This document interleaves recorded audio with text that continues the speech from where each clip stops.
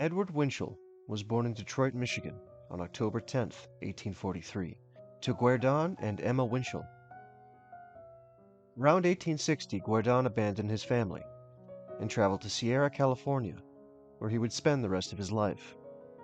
Emma carried on raising her children, but she couldn't do it alone, and so Edward went to live with his uncle, Martin Geiger, at the age of 16, and he most likely worked in his uncle's printing shop.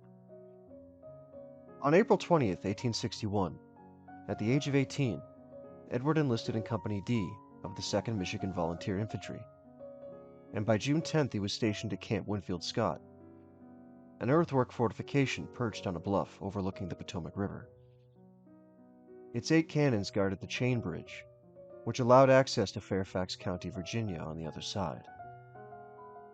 Private Winchel stayed here in relative peace until July 16th, when they were ordered across the chain bridge to join the Union Army in its push towards Bull Run Creek. July 26, 1861, Arlington Heights. Dear Uncle, I received your letter dated July 11th on Saturday the 20th, while at Centerville, but had no time to write you till now.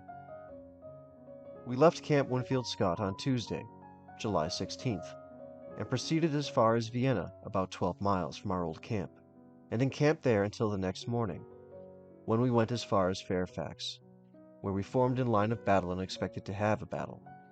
But the rebels left before we had time to give them a taste of lead. We proceeded as far as Germantown, and then went about 6 miles further, where we encamped for the night. All along the road water is so scarce that every mud puddle we came to, about half of the regiment stopped for some of the water. We had to chew before we could get it down. About 3 o'clock in the morning we had an alarm, and such jumping and shouting I never heard before. I own up that I had a queer feeling come over me just about that time, when I first woke up. I heard some horsemen shouting.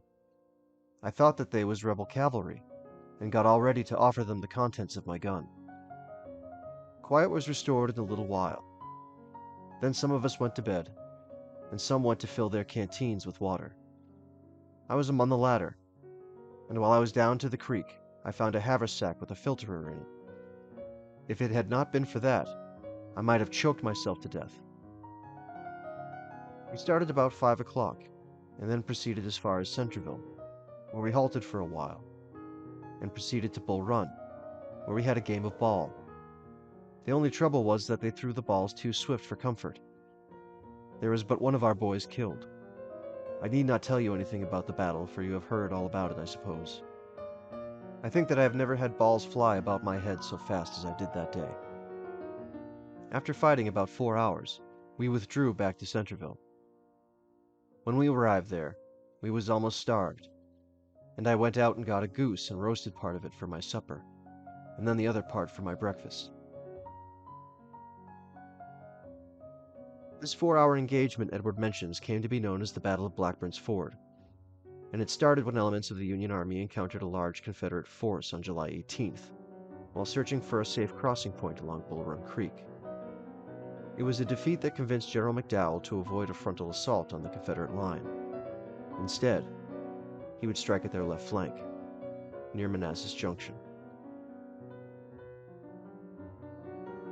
We remained at Centerville till Sunday, July 21st.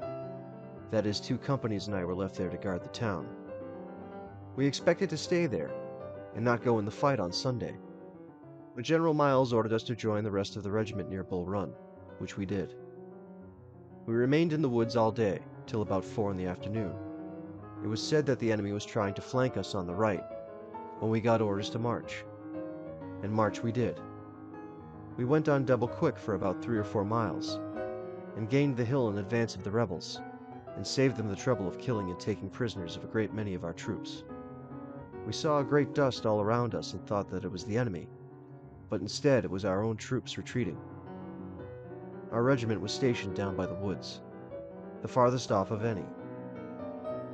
Our boys was all tired out, and I myself was pretty tired after going on double quick so far. I was put on picket guard in the woods that night, and it was the hardest work that I ever had to keep awake. About 1 o'clock, the sergeant of the guard came around and told us to go to our regiment, as we was about to march.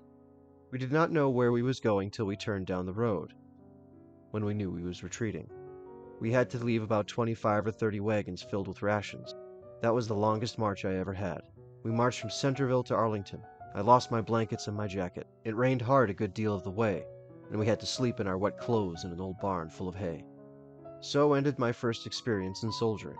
Goodbye from Ed. While the 2nd Michigan was held in reserve during the Battle of Bull Run on July 21st, they carried out a very important job by helping cover the panicked and demoralized Union Army during its retreat to Washington, where the regiment remained until early 1862. On October 5, 1861, Edward was promoted to corporal, and he went on to fight with the regiment during the siege of Yorktown, the Second Battle of Bull Run, and the battles of Fredericksburg, the Wilderness, Spotsylvania Courthouse, and Cold Harbor, to name a few. He was wounded in Jackson, Mississippi on July 11, 1863, and discharged from the Army 1 year later, on July 9, 1864.